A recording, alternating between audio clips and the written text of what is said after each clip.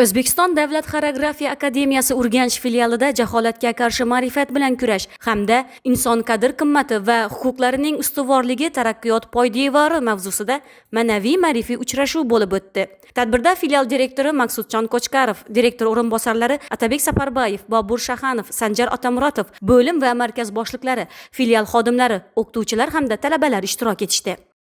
Bu davra suhbati orqali shu an bilib oldikki, afsuski, oliy ta'lim muassasalarida ta'lim olib turgan yoshlarimiz diniy ekstremizm, terrorizm kabi oqimlar qo'shilib ketib turibdilar.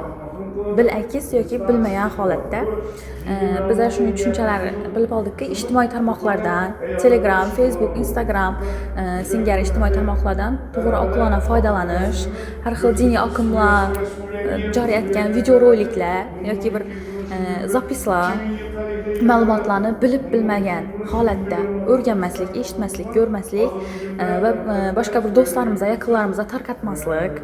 Agar bizlarga bir diniy ma'lumotlar kerak bo'ladigan bo'lsa, davlatimiz tomonidan, din qo'mitalari tomonidan tasdiqlangan ijtimoiy tarmoqlardan foydalanishimiz haqida ma'lumotlar berib o'tildi.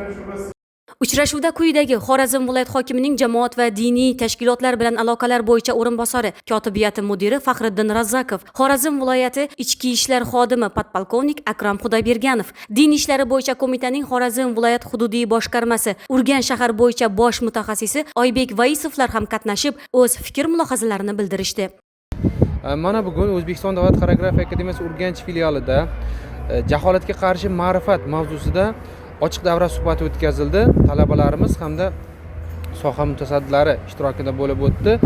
Bu suhbat juda qizg'in tarzda olib borildi. Talabalarning o'zlarini qiziqtirgan savollariga mutaxassislar tomonidan javoblar olishdi.